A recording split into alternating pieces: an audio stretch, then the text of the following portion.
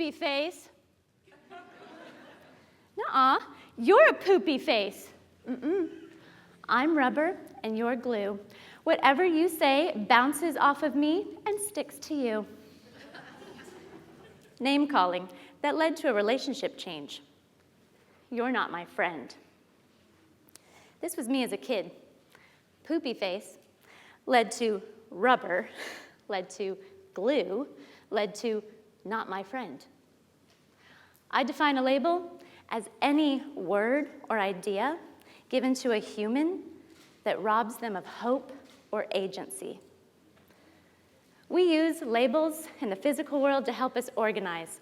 All the books in the library have a label. But labels for humans expire because we're so dynamic. I wish I had a bell, an audible bell that went off every time a label for a person was used. Ding, ding, ding. Until I have one of those, I'm learning to be more aware. And I've begun to replace labels for people with curiosity about emotions instead. The reason I wish I had a bell is because most labels are not as blatant and obvious as poopy face. It's the unspoken and implied labels that are the tricky ones. These are ones that we've internalized and therefore act on them. Act in ways that rob us of creativity or energy. One time someone was breaking off our relationship and they said, "I'm sick of living crisis to crisis." That's not a label. But what I did was label myself Little Miss Crisis. If it wasn't for Little Miss Crisis over here, maybe we'd still be together. They didn't call me any names. I inferred the label. And it felt hopeless and confusing. Now that is authentic and empowering to say. And I wasn't Little Miss Hopeless or Little Miss Confused. I'm not my emotions. My emotions come and go. I'm the one observing them, and they have always led me to my reality. A label is not always true, but an emotion is. An emotion is trying to set me free. When the researcher, Brené Brown, researched emotions, she discovered that on average, people can usually name about 3. And there are over 80 emotions. And I found that any word that follows the verb feel is not necessarily an emotion. So if I ask myself, how does it feel to be alienated? And I answer, feels expendable. Expendable is just a paraphrase of alienated. Expendable is not an emotion. And I might say, oh, I feel misunderstood. But that's not as emotionally accurate as saying, I feel bewildered because I desire to be understood. Circular reasoning is possible if we do not differentiate between an emotion and a label. And the scary part to me is that we can significantly alter our behavior based on a label when we don't even realize we're doing it. When I was a young girl, I loved climbing trees. And I came out of a tree one day, and a passerby said to me, I know what you are. You're a tomboy. This was the first time of many that I was called a tomboy. I was called a tomboy so often while I was doing things I enjoyed, like racing my bike and wrestling with my older brother and playing with worms. I started calling myself a tomboy because I thought it had to do with things that I loved, like dodgeball and mud. When I called myself a tomboy, it gave me pride. What it also gave me were secondary labels. So if tomboy is the primary label, the secondary labels of tomboy are tough, strong, and mean. Ding, ding, ding. When we were shooting off fireworks, I didn't use ear protection because I was a tough tomboy. And I tried to move furniture that could give me a hernia because I was a strong tomboy. And if anyone at school tried to hold the door for me, I would go through another door because I had to keep up my tomboy image.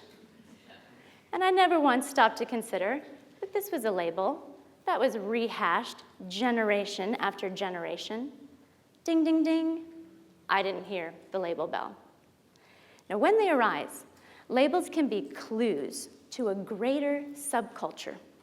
And it's the subculture that creates the conditions for a nickname that someone is just walking in the shadow of someone else.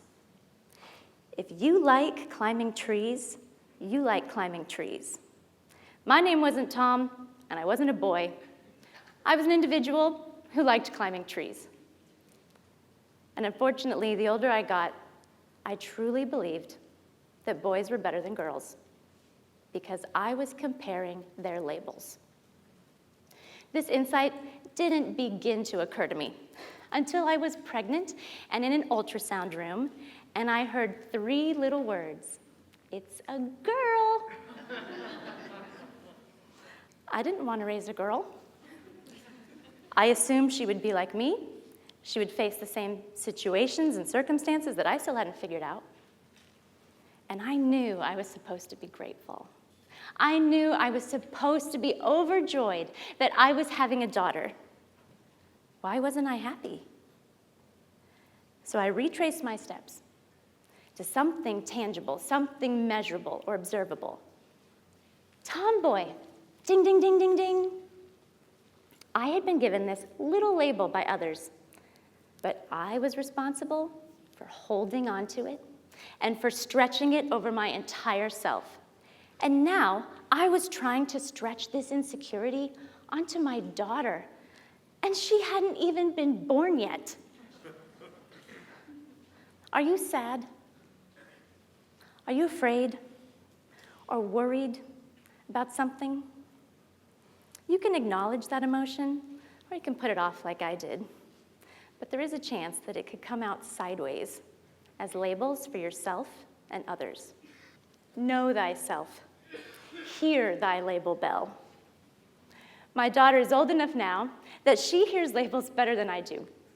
So I was mowing the lawn one day, and she wanted to hug me. No, I said, "Oh, I am gross." "Mom," she said, "watch your self-talk."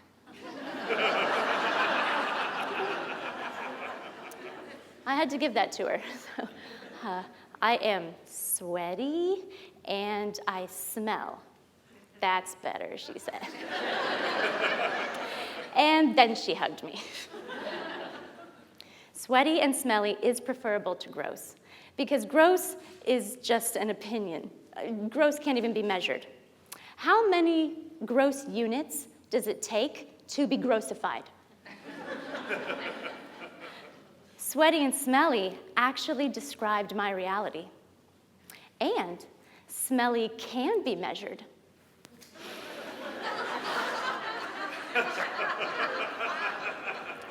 It was 10 out of 10. So once again, my daughter helped me hear the label bell. And I'm cynical, even about the complimentary labels, like pretty, smart, and funny. These are still evaluations that come from outside of us. There's a chance that they could be condescending. They could be manipulative. And think about the pressure. People might do things that they wouldn't normally do because they don't want to lose a complimentary label.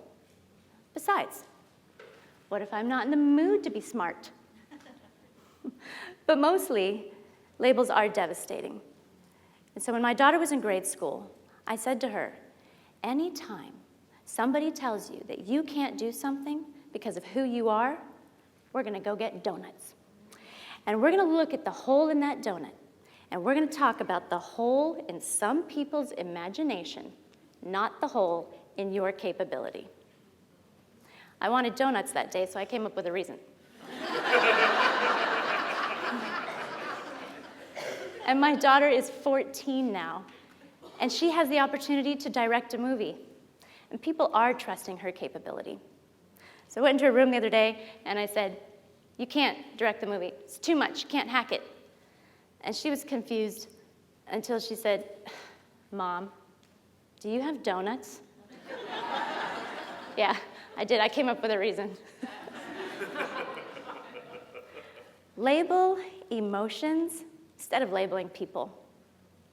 And ask yourself and other people, how did it feel to be called that label? See if you can name one of the 87 emotions so that we're sure that we're not just rephrasing a label into another word. I mean, a bell really would help. It would help us decipher if we're dealing with a primary label or a secondary label.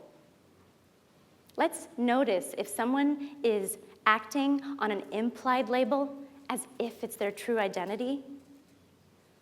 Be the label bell, so we can focus on who we really are and how we really feel.